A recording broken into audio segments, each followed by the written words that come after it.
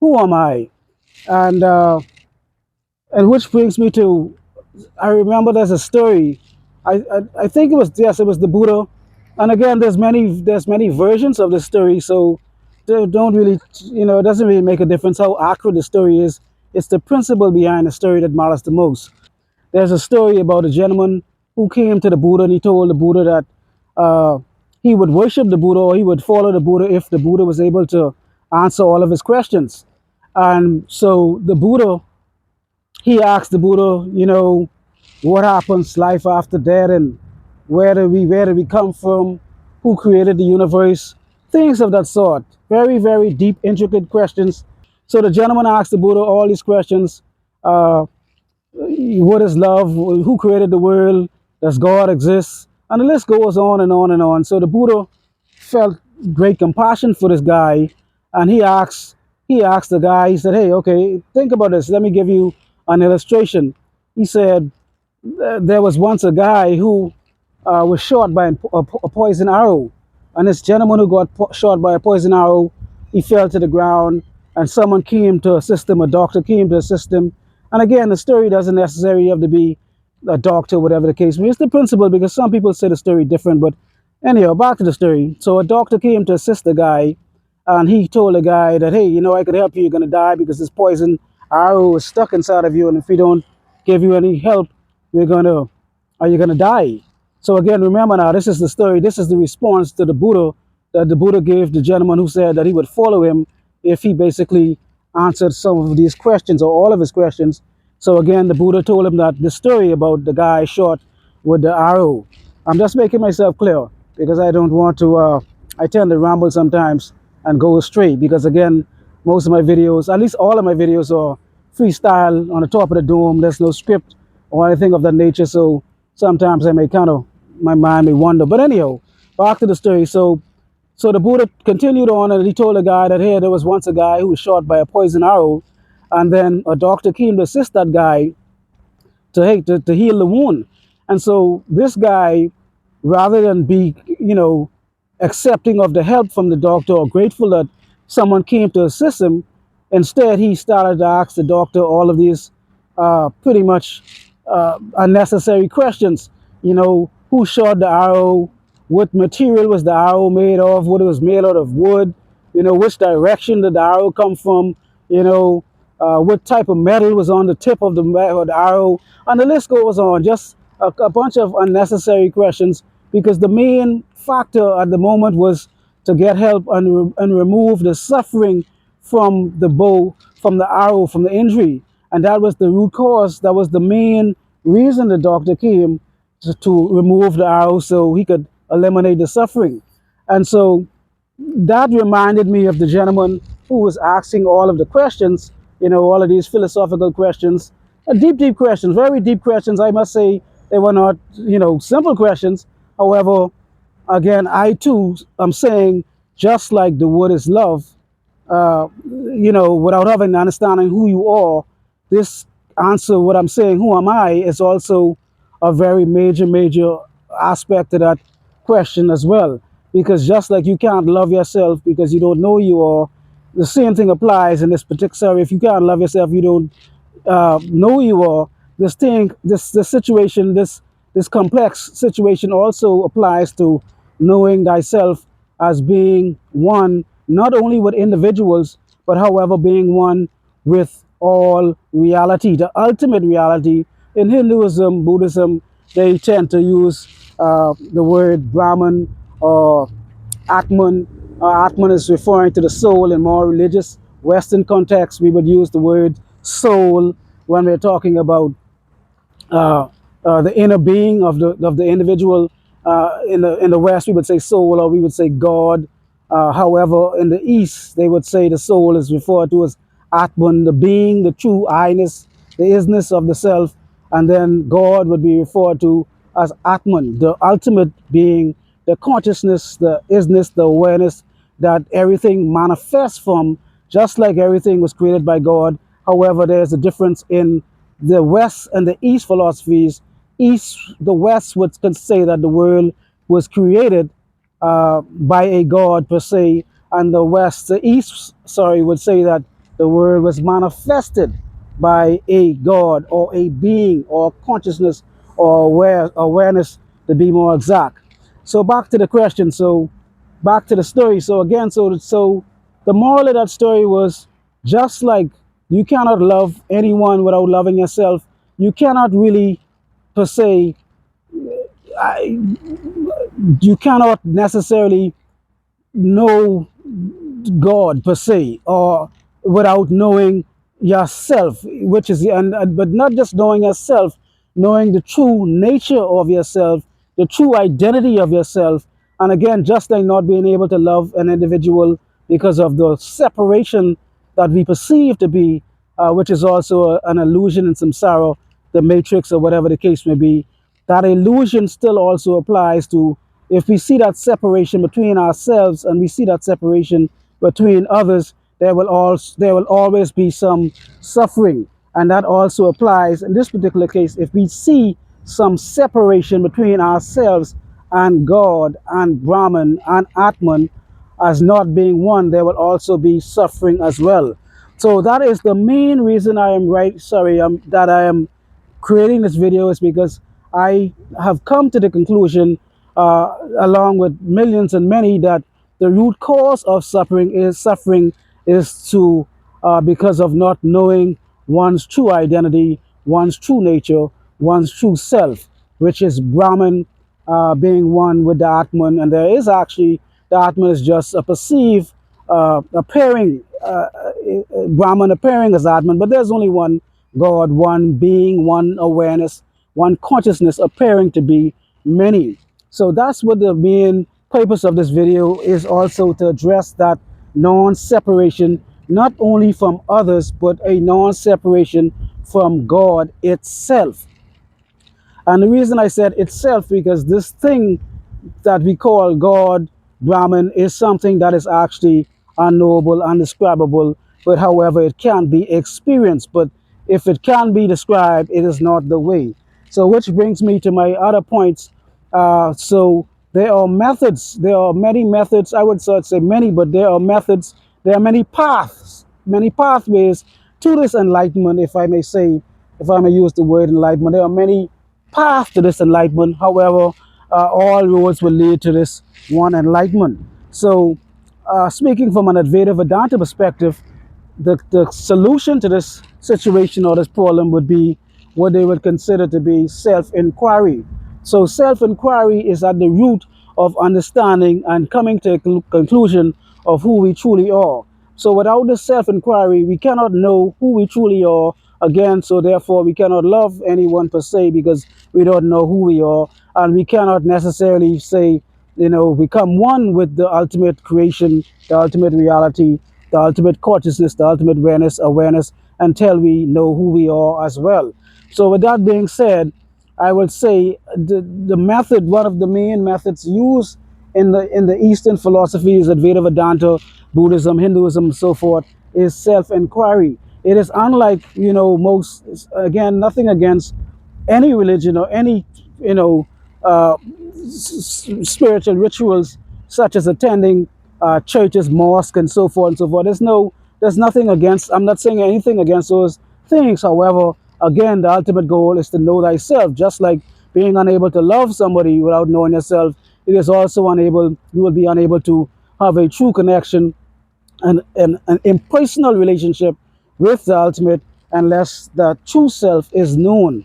And that's why I'm creating this video, and I'm going to talk also about how to do that. And again, the ultimate method is self-inquiry. Self-inquiry is basically going within oneself, looking deep into oneself, taking deep introspection, deep evaluation, and doing deep questioning of the self, which most individuals do not do at all. Because most individuals, like I said, go and watch part one about what is love. This is a connection to that, because I spoke a lot in that video talking about knowing thyself, and that is the root problem, the root cause of not being able to love thyself. So please go and watch that video, what is love, because these two are also, again, connected as well.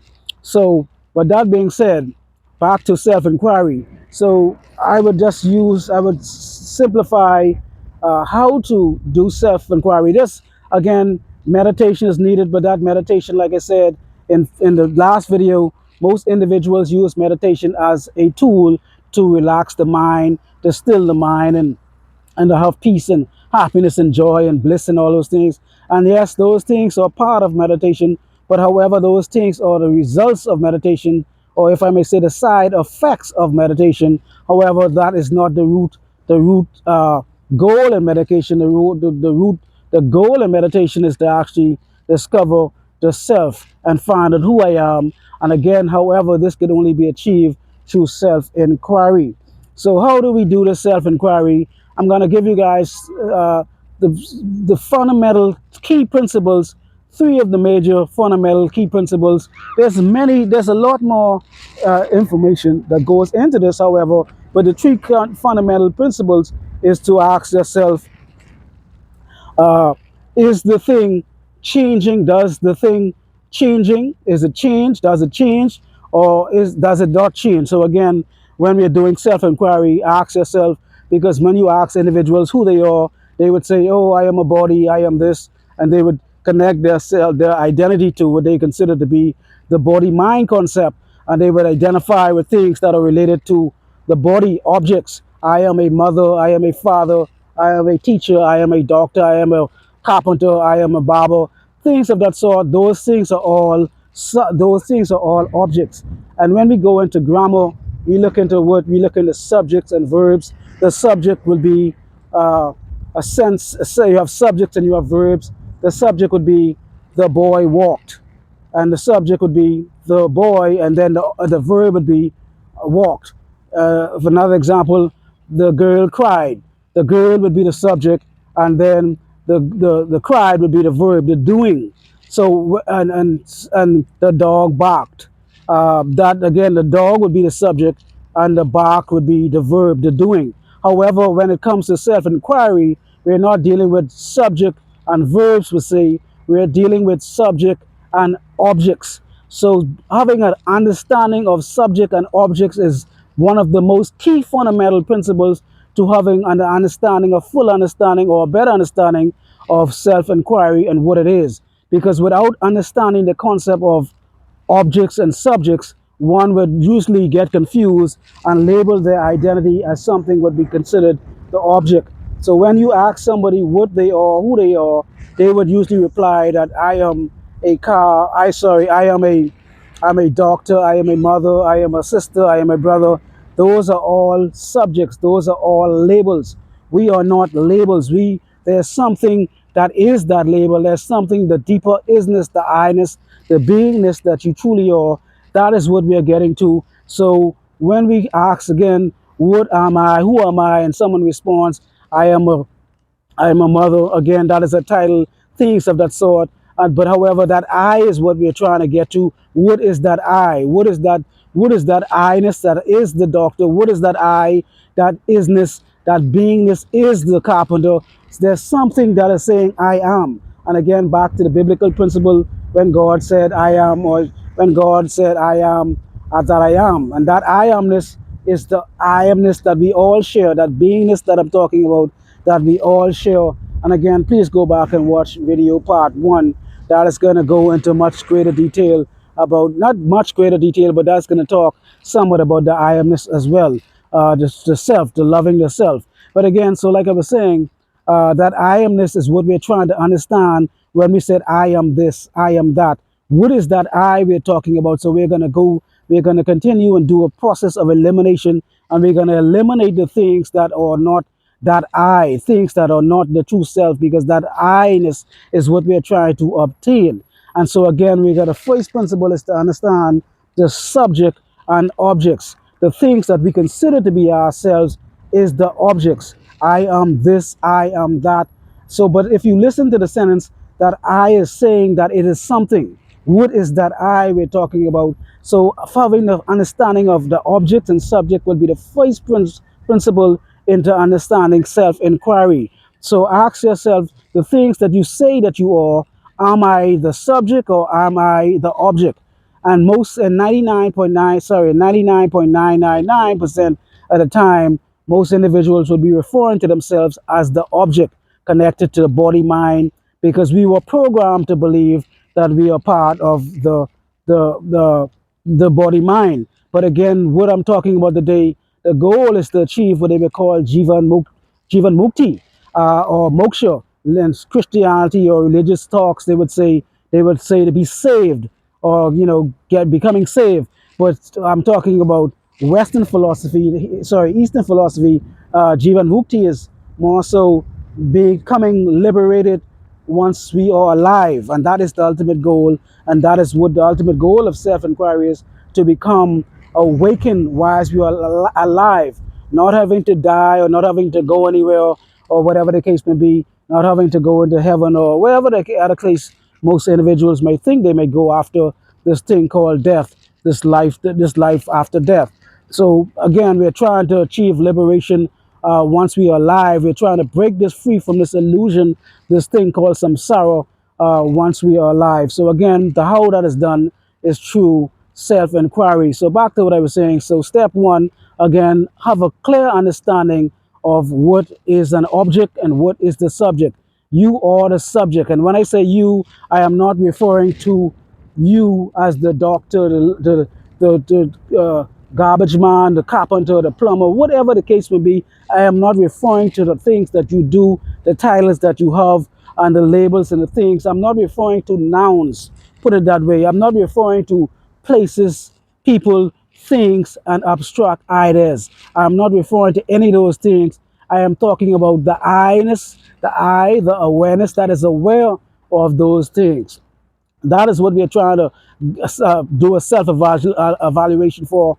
What is that I? Again, we're not looking at nouns, places, things, and people, and abstract ideas such as happiness and things of that sort. You are aware that you are a carpenter. You are aware that you are a doctor. You are aware of your age. You are aware of your health. You are aware of these things. And that's what we are referring to today. We are trying to figure out what is that thing, that awareness. That is what we are talking about. The awareness, the consciousness. That is the subject. That is the subject, the true I-ness, the isness, the consciousness that you are, that is aware of these other objects. So first step, once again, learn to understand the difference between subjects and objects.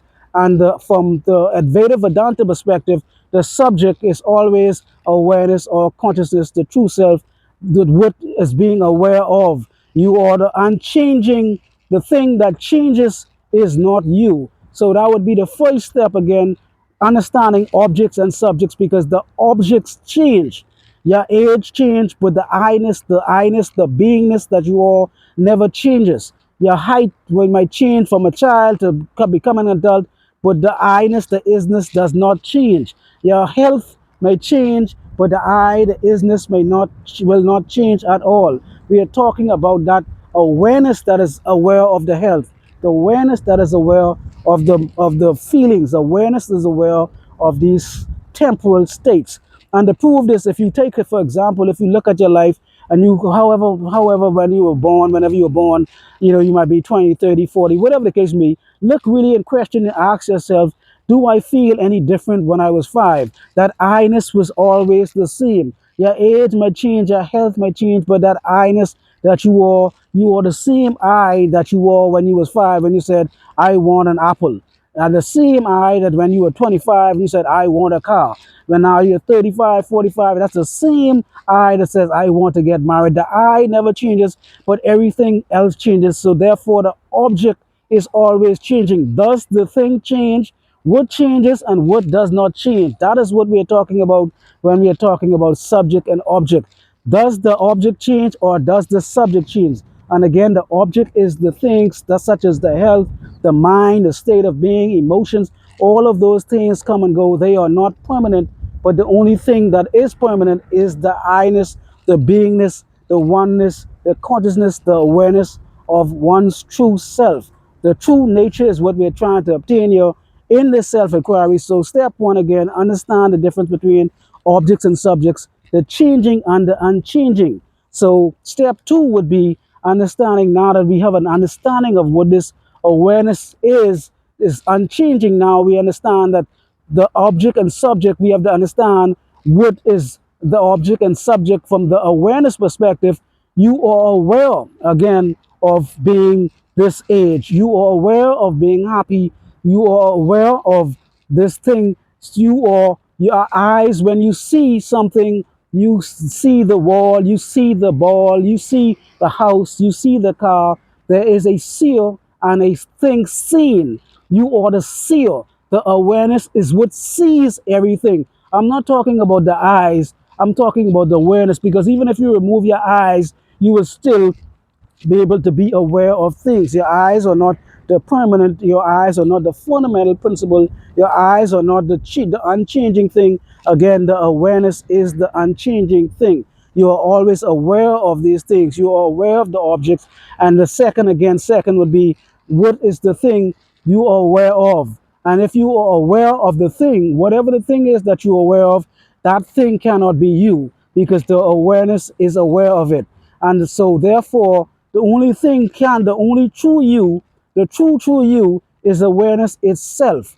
There's not an awareness itself, that is it. And if you could be aware of it, then it is not you. Even if you, some people will say, well, I am my mind. You know, you can't be a mind, because your mind is constantly changing as well. And that is a deep introspection to come to the conclusion that the mind is what you are. However, that is also incorrect from a Advaita Vedanta perspective, Buddhist Hinduism perspective, because the mind also is continuously changing. So the mind would be considered the object, the subject is the awareness. I am aware of my mind. I am aware of my thoughts. I'm aware of my feelings. I am aware of these things. And now we're going a lot deeper. So we know that some titles that we're not, even our internal feelings and in deeper, subtle perspective, we are not these things as well. We are not our emotions, because they too come and go. They too persist, and then they decease, if I may say, come and go. They rise and they fall. They live and they die, but they are not permanent. However, the only thing is actually permanent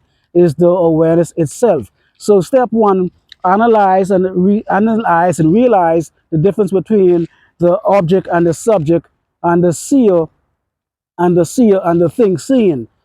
Step two again, the seer and the seer, the thing that is aware of the thing. I am aware of this thing, so you cannot be that thing. You are the awareness of that thing. And finally, you have to understand what is the consciousness. Is the thing sentient or insentient? Sentient means, is it a conscious thing or is it unconscious? And which side does the consciousness lie on? Which side does the awareness lie on? So when I said I am aware of my breath, again, the breath being an example of an object, I am aware of my breath. My breath is an object. Is from a sentient and insentient perspective, as awareness, is what makes more sense to you. I'm as awareness, is awareness aware of the breath, or is the breath aware of awareness?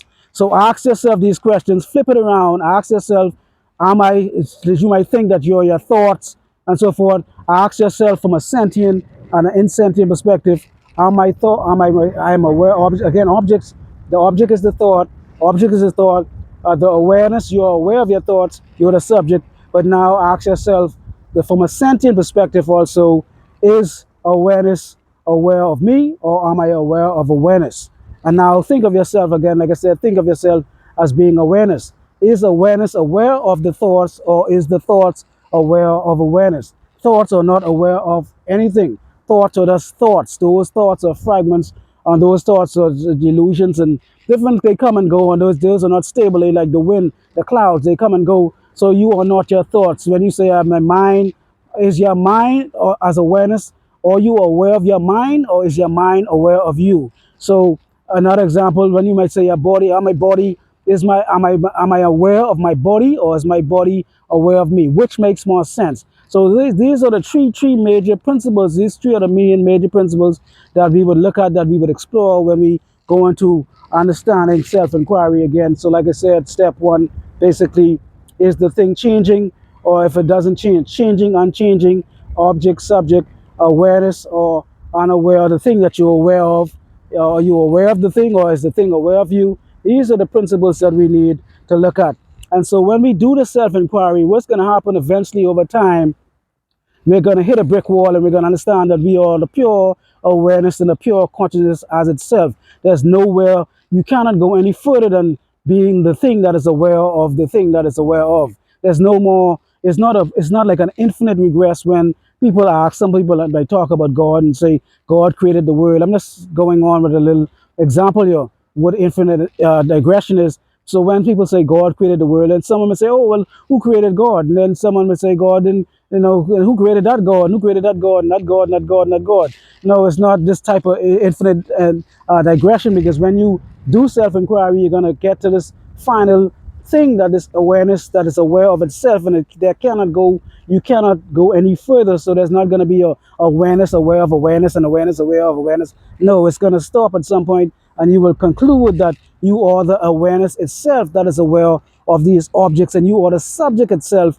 being aware of these objects, and the objects are not aware of you. And so, for example, I would say one example would be, to bring this into some clarification, again, like the sun, consciousness would be considered like the sun. The sun is always shining, the sun is luminous, the sun is self-sustaining, the sun doesn't need anything to make it shine, it just shine, that's what it does, that is its job, to shine. Awareness is just like that. Awareness is always aware, that is its job, to be aware. It doesn't need anyone to make it aware or anything. That is its title. Just like the water behind me, if you could see the water behind me, the nature of water is to be wet. You don't have to convince the water to be wet. The water is wet in itself by its nature, all by itself. So consciousness, again, like it's like the sun that illuminates and brings everything into the awareness, to your awareness. It shines on objects and it makes that object known. So awareness as consciousness is a sense of knowing, being, pure understanding, knowing of objects. The sun shines on an object, and therefore you are able to see an object. When you turn your light on in a room, in a dark room, that objects, that when you see the objects, your chair, your furniture, your bed, whatever the case may be, the sun, the light in your room would be considered consciousness illuminating the objects. And again, in our particular case, we're talking about illuminating the mind, the thoughts, the emotions, the feelings, things of that sort. And so when we come to this conclusion, again, first understanding what consciousness is, through, again, through understanding, knowledge, wisdom, and understanding, someone helping you, teaching you, trying to help you understand, and you doing self evaluation. So these understandings will come to you by yourself. You don't need to continuously this is going to be something that you're going to be self-evident to you. This is not something that someone is going to have to convince you, or you're going to have to believe. You're going to come to these conclusions on your own. So like I said, the sun is self-illuminating, continuously shining on everything. Consciousness is always illuminating, shining itself on everything, bringing everything into its awareness. And when you come to this understanding that you are this awareness, you are this oneness, you are this beingness, you are the Brahman, you are the God, you are the soul, you are the Atman, and all of these things are one, and there is no separation in these things. So then, after this understanding has transpired, then you could move into having a more deeper understanding of understanding why there's no separation, again, like the sun shining on everything, bringing everything into existence. Consciousness is the same way. So, for example, you will understand that the minds, even the minds, you have one mind, I have one mind, we appear, they are separate, finite minds, but consciousness would be considered the ultimate, the one mind, if I were to say the one mind that we share, the one consciousness, the things that we awareness, that we are aware of. That is why we are able to see the world from one. We might have many different eyes or many views, but we see the world from one perspective, because we all share the one consciousness, seeing the one world, but we have many separate perceived minds. We perceive ourselves to be separate as someone else, as being a boy, a girl, or this or that, or whatever the case may be. We just perceive to see ourselves as someone else because of our finite minds. Each individual has a finite mind, and the ultimate goal, again, is Jivan Mukti, to come into awareness that we are this oneness, this oneness, this one being, and understand that we share this illusion, but the reality itself is just one reality, one Brahman, one Atman, one God, one love, and so forth, one people, and so forth. So, for example, we share different minds. We appear to be different people. If, for example, there might be, you could put three different buckets of water, different buckets of water, and then you have the sun might be shining inside those buckets because those buckets are in different positions. Some one bucket, the water might evaporate faster, slower than the other because the angles are different from the sunlight. The sun is not going to hit each bucket the same. So each finite mind is not going to have the same perspective of the world as well. That is why we see things differently, despite the fact we have one mind, we have one consciousness, one awareness, and that is the goal, the ultimate goal of awareness, to come to this understanding. Again, this will take some time, some understanding. This is not an overnight thing. This is something that you have to continuously devote yourself and your time to, just like anything else. It's not just going to come to you just like a drop in a bucket, a drop in a bucket, just like that, a drop in a hat, or whatever the case may be. So, like I was saying again, so just like buckets, each bucket is going to evaporate from the sun differently because of the angle. And that same thing also applies to the mind. Each mind perceives itself to be separate, and but however, on a deeper, much deeper level, there is no separation.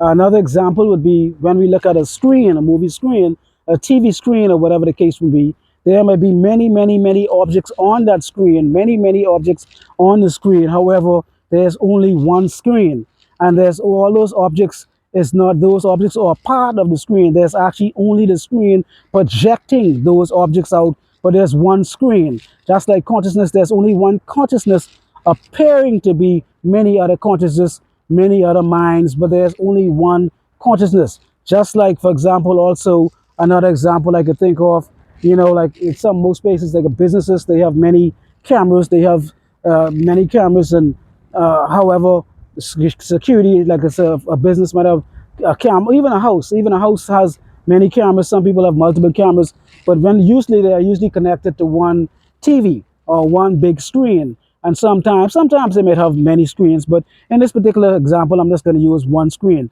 So, for example, many cameras that's but connected to one screen, all of those images are appearing on that one screen, but they may be appearing to be different. They may be different cameras, but when the images come to that TV, that screen, that monitor, is only one image. You cannot separate the image from one camera to from the next camera on that screen. So that is what we're trying to achieve here, understanding that consciousness is that one thing, that one screen, that one awareness, that one mind, that one being, that one isness that is appearing as you and me, and so forth and so forth and so on. And that is the ultimate goal. Why it's so important to achieve this Jivan Mukti, this oneness understanding, again, to love thyself, but not only to love thyself, but to have a true relationship with the ultimate reality, with consciousness, awareness, and from a religious perspective, God. So again, there is only one. So for example,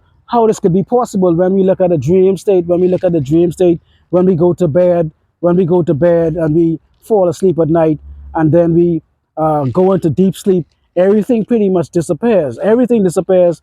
There's no remembrance of anything. There's no awareness of anything, any objects per se. Awareness still exists. Awareness is still there. Awareness just is thus aware of itself. That is why most individuals do not remember what they dream. Sorry, do not remember deep sleep, because there was no objects to remember. So, but however, awareness is still there, because if most people say, "Oh, there was nothing happened in the deep sleep. I didn't remember anything," because there was nothing to remember. But awareness itself remembers itself, because if you wasn't aware when you was in deep sleep, you would not be aware to know that there was nothing to be aware of, if that makes any sense.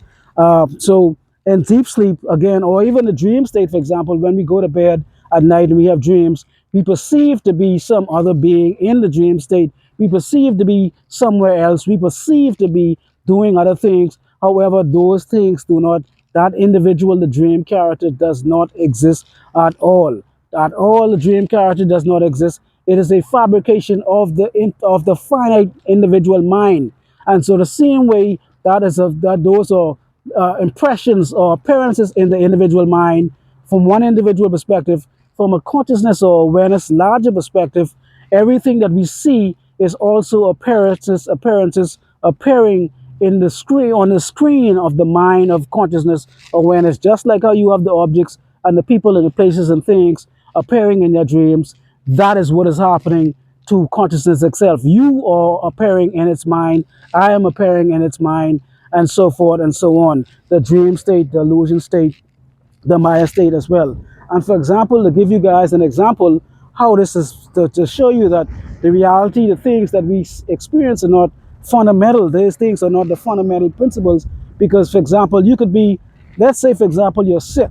You're sick, and you have some ailment. You have some ailment, whatever the worst sickness you could think of, and the worst disease you could think of, and you're in pain every day, all night, every day, all night, all day, every night. However, when you go into this dream state, what happens? You tend to forget everything. You forget you were sick.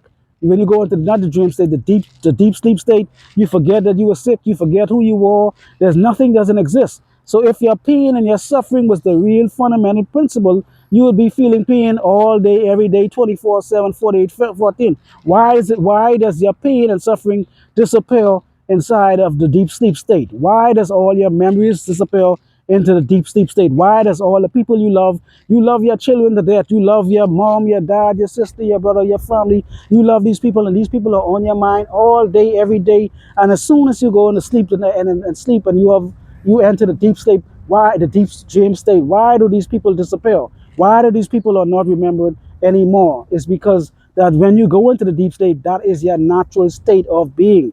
That is sometimes that is allowed, that is a part of the process that allows the mind to take a break and allow the body and so forth to go into the state that it naturally came from. So the deep sleep would be considered the state would be, I would say, was closest to be considered death.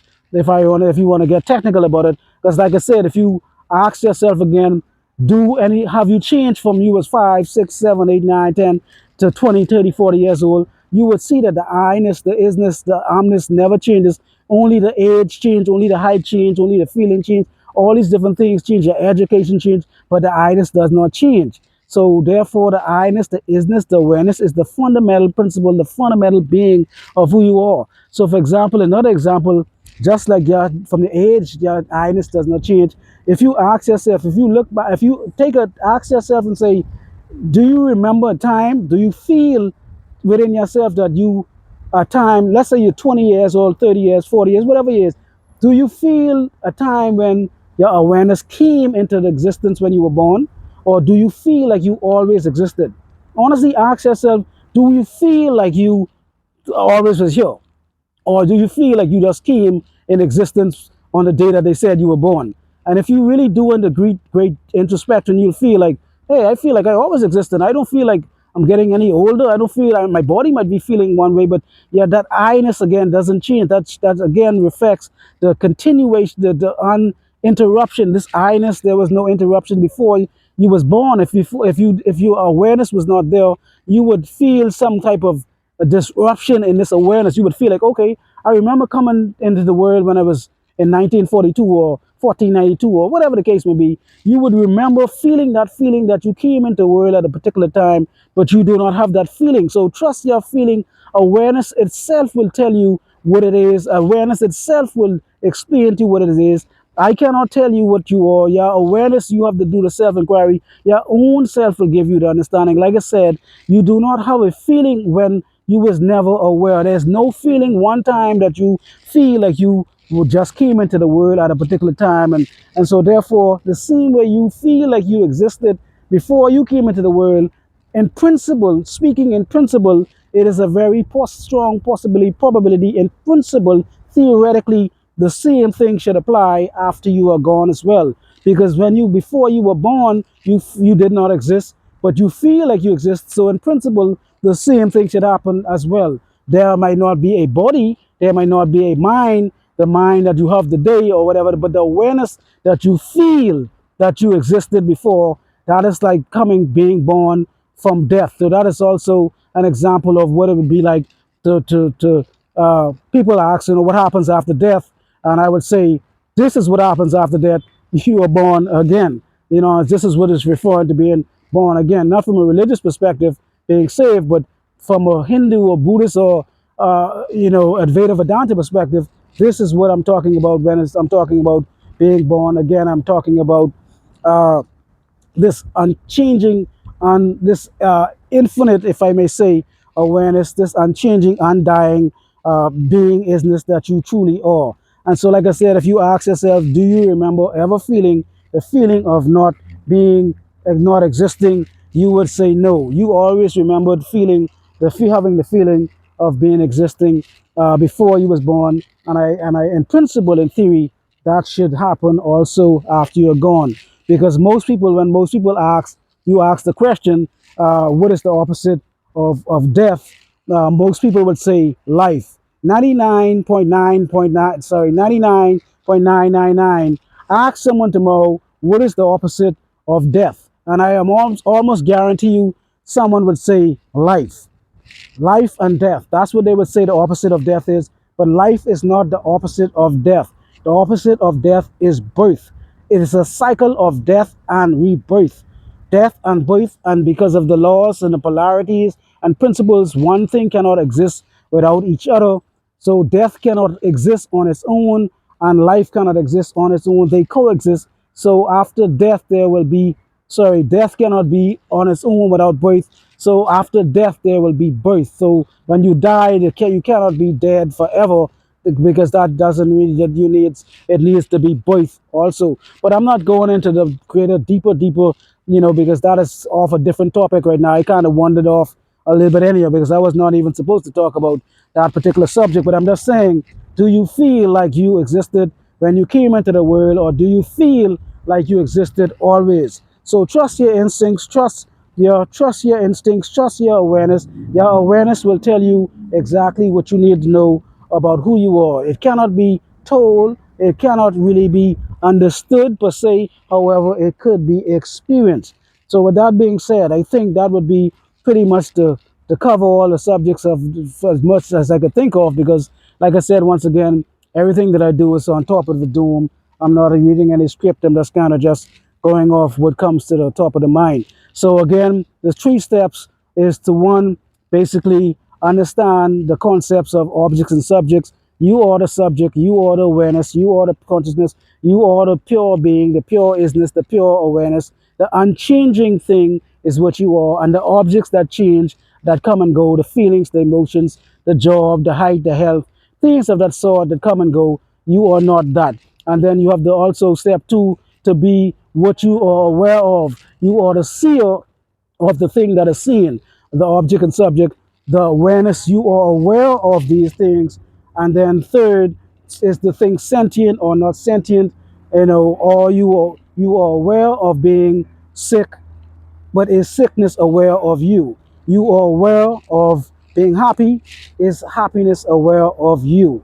So with that being said, I think I'm going to close this video out, and please go ahead and watch video part 1. I think that video, not part 1, the part of this video, what is love, because these two are going to go hand in hand. And I think I'm going to answer 1 or 2 more the vital questions that the person asks, because the ultimate goal again is to end suffering. Most individuals believe that suffering is something that we have to suffer, we have to go through suffering. No, suffering is an option. And the solution to suffering, to end suffering, is to know thyself, to come to a true understanding of what you are and who you are. So again, without this understanding of who you are, you would always suffer.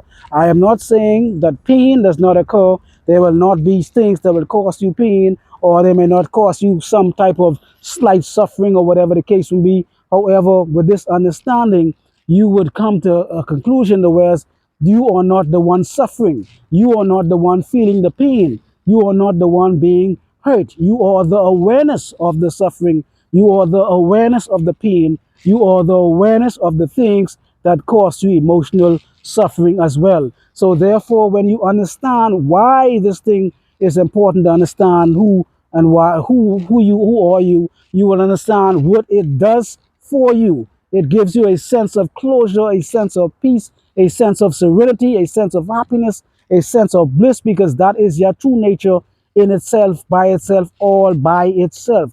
So you are the one being aware of these things. And when you conclude to this and so forth, the suffering, when there is pain, the pain will come, and the pain will not so much as still. I'm not saying you're going to not feel no pain. Don't misunderstand me. I'm not saying that at all. There will be pain, but however, the suffering is optional.